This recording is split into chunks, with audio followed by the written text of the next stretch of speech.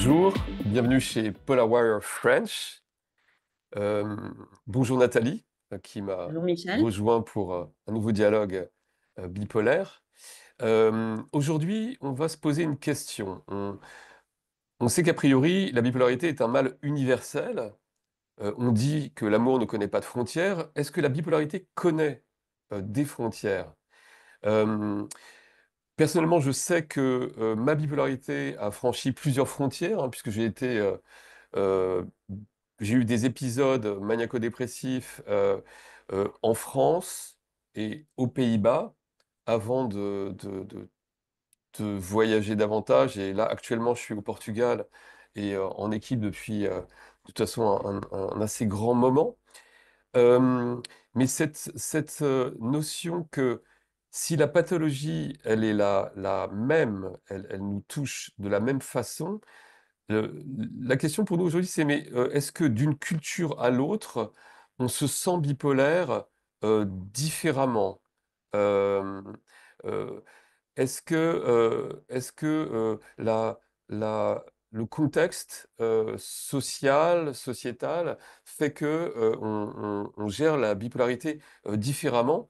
Euh, mais je vais passer la parole à Nathalie, parce que Nathalie elle-même, en tant que telle, est une multiculture. Donc, parle-nous un petit peu de ça, cette dimension frontière, pas frontière, en bipolarité, telle que toi, tu l'as vécue. Écoute, moi je suis franco-américaine. J'ai vécu pendant très longtemps en Espagne. J'ai eu ma première crise alors que j'habitais en Espagne et je pense que la première crise que j'ai eue a été déclenchée par une série de facteurs, mais sans aucun doute, la- l'international, le voyage, les fuseaux horaires, la géographie, le climat. euh, a eu sa conséquence sur ma bipolarité.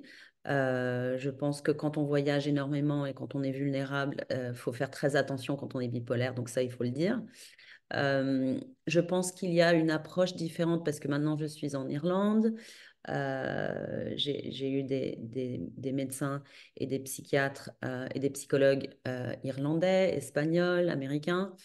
Euh, je pense que pour l'approche est différente suivant les cultures, effectivement.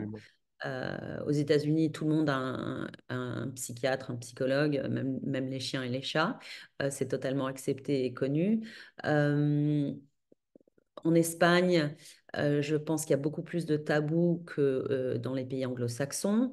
Euh, Dans les pays anglo-saxons, il y a plus d'ouverture, il y a beaucoup plus de dialogue par rapport à ce sujet. Donc voilà, c'est pas pareil selon les pays et les cultures, effectivement. Ouais. D'ailleurs, ce qui est drôle, enfin c'est drôle entre guillemets, c'est que bon, moi j'ai eu par exemple, hein, un épisode assez fort aux Pays-Bas. Simplement, aux Pays-Bas, on n'a pas le droit d'interner les gens sans leur consentement.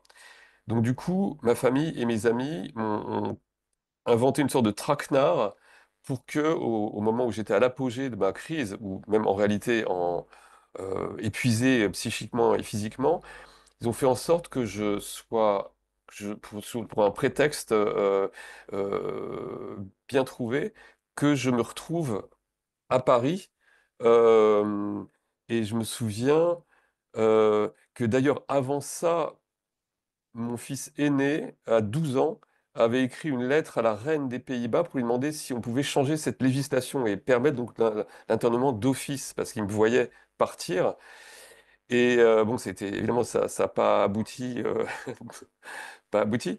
Euh, donc je me suis retrouvé en France où là j'ai été interné d'office. Donc deux pays qui sont différents culturellement, mais on est quand même au nord de l'Europe, mais qui gèrent la bipolarité différemment. Si on étend encore le truc, hein, j'ai fait pas mal de choses en Afrique. Le rapport à la santé mentale, il peut être différent d'un pays à l'autre, hein, ou parfois un état de conscience psychique différent va être appréhendé sous un autre prisme. En Inde, c'est pareil, hein. J'ai le sentiment parfois que quand je, quand je lis ce qu'est un état de, de lévitation presque ou de nirvanesque en Inde. Euh, on va vous apporter des fleurs et vous vénérer là où vous seriez en chambre d'isolation à Charcoux en France. Je dis ça, tout ça assez, bon, c'est assez résumé, je dirais, mais ça prouve qu'il y a réellement une différence d'appréhension et d'approche de la santé mentale et donc de la bipolarité notamment. Et comme tu disais très justement, il y a aussi tout simplement des approches anglo-saxonnes très sur la méthode, assez systématique, etc.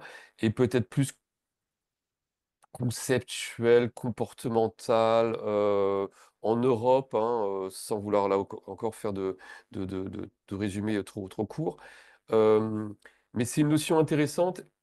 Et ce qui est intéressant, c'est que le fait de travailler ensemble avec toi et avec Rob à Polar Warrior, c'est tous les trois en communication, on a des horizons extrêmement différents et la vérité se trouve et je pense un peu au milieu, mais en tout cas, les meilleures pratiques chez toi, chez Rob et tout, c'est des choses qui, moi, m'intéressent beaucoup en tant que Français. Oui, je crois que le mélange de nationalités, quand on voit qu'il y a des gens partout dans le monde avec cette condition de bipolarité, c'est triste. Je souhaite ça à personne. Mais c'est réconfortant en même temps de savoir qu'on est, voilà, que on a tous besoin de la même chose. On a tous besoin de compréhension. On a tous besoin de plus euh, d'empathie, nous pour nous-mêmes et par rapport à la société. Donc le travail, je crois, le message est le même partout. La façon dont c'est dit, c'est peut-être différent. C'est ça, tout à fait. Mais si c'est en tout cas source d'inspiration, source d'évolution, euh, c'est là que c'est intéressant. Cette notion un petit peu de tiers-lieu qui se nourrit de toutes les influences géographiques, culturelles, etc. Et on se dit, tiens, des traitements alternatifs ou une approche différente ou considérer l'ensemble de la vie ou des choses holistiques, etc.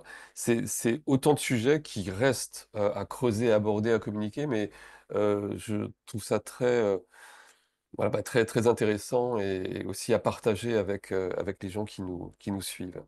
Donc, Absolument. merci Nathalie pour ce partage et à très bientôt. Au Merci revoir. Michel. Au revoir.